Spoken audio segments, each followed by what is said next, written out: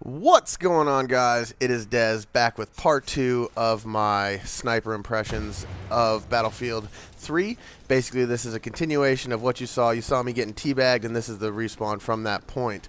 So, going forward, I am going to talk to you guys a couple of things regarding the Battlefield 3 and my final impressions before this game does come out on October 25th, which I will be picking up, and I hope that all of you guys are too, because I'd love to play with you. Add the gamer tag to 0. It's up there at the top left, and if I need people, I'll add you and we'll play some Battlefield 3. But I know, as you guys have seen, that my son was born on October 5th.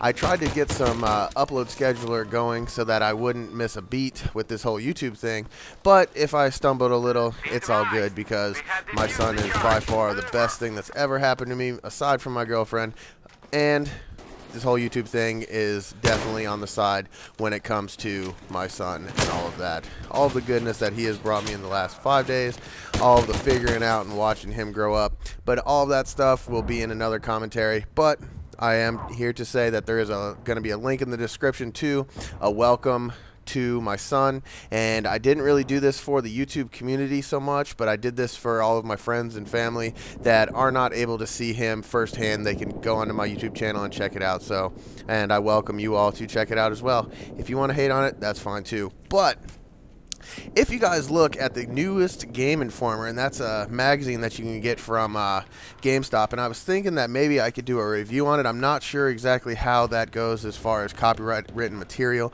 However, there were some Battlefield 3 multiplayer burning questions. Okay, so I'm going to go through these questions one at a time. A couple of them I'm going to skip through because some of them are just not really that important. The number one most important question that I had while I was playing Battlefield Bad Company 2 is a question that they asked to the executive producer, Patrick Bach, and he goes ahead and clears up some outstanding questions that they've had regarding going from Battlefield Bad Company 2 to the Battlefield 3 platform. So, have you figured out a way to allow more than just the 4-player squad chat together?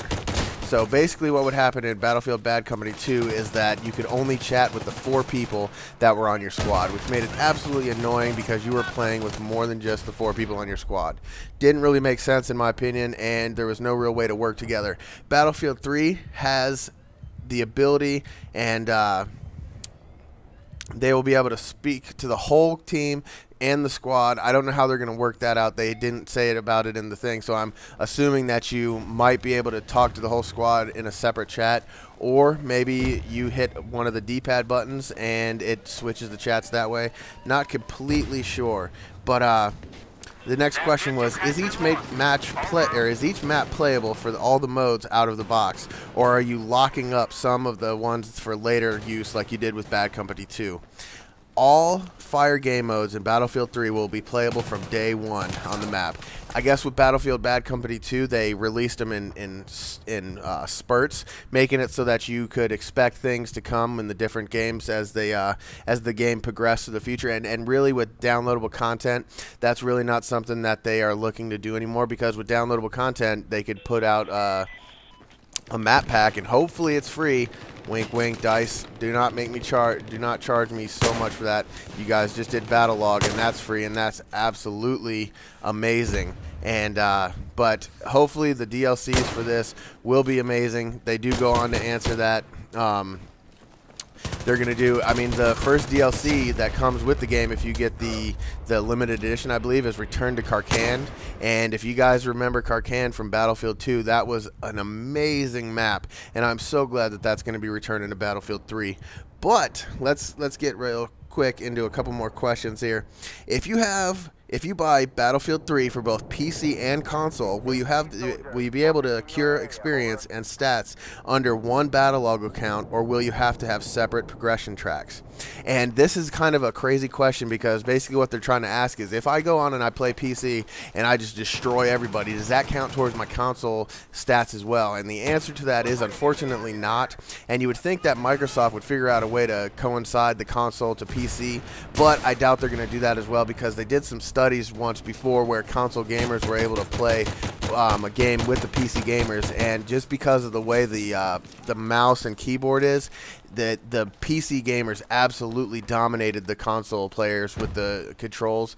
And that is not saying, I'm not trying to get into the console PC wars and that kind of stuff, but there's already a big controversy over not Gears of War. I have other things on my mind as well. I'm looking at two different screens here, but there's already a lot of controversy over Battlefield 3 on consoles and Battlefield 3 on PC, and it's really common for people that play PC to go onto a Battlefield 3 console gameplay and then just talk massive amounts of shit. But I don't really see that the vice versa, so hopefully we'll be able to keep this to a bare minimum and not get into this console PC war, because there's already a big enough console to console war. We don't need more of one with the PC guys coming in at this point, although I do agree that the game looks better on PC, but that's common sense, guys. If you have a PC that can run amazing graphics and stuff like that, why the hell not make Battlefield 3 videos on it? And then you guys got to think about it. Whenever they put out a multiplayer video, they're not going to show you the console graphics. They're going to obviously show you the PC graphics and saying, hey, look at what this game can do. Look at the beautiful things that this game can produce. Why would you do that? That does not make any sense at all to put it on the console and make a commercial about it when you can make a Battlefield 3 commercial using the best computer that you could possibly have and make graphics that look like you're freaking swimming in the water when you actually are. I mean, I want a spray bottle mounted to the top of my monitor misting me with water as I run through this Battlefield 3 shit on the computer. But I'm obviously not going to be expecting that in the console, and that's just common sense, guys. So overall, I have enjoyed thoroughly the Battlefield 3 beta. I have not enjoyed the glitches and everything like that, and they got 15 days to fix that, but that's what this beta was for, obviously. What you saw right there was the spawning beacon, and I talked about that in my first part of this video, but the spawning beacon is such a good help, and later on when this game actually does come out and I've picked it up, I am going to run a series where I display all of the different places that I find to be the best place to put a spawning beacon. And it's not just a spawning beacon for yourself, guys. Remember that the spawning beacon, people can spawn on it that are in your squad, and I don't know if it's your entire team, but it's so important to make sure that you keep those behind cover, because if you don't keep them behind cover, then you can spawn in and someone can just be waiting for you there with a rifle and just take you out as we go. And just as a side note here, getting into another video of mine, I'm going to put this link in the description as well. This tunnel that I am in, I get a 4-in-1 quad bullet hit marker, and I want you guys to check that out. Leave me a comment and tell me about how bullshit this was.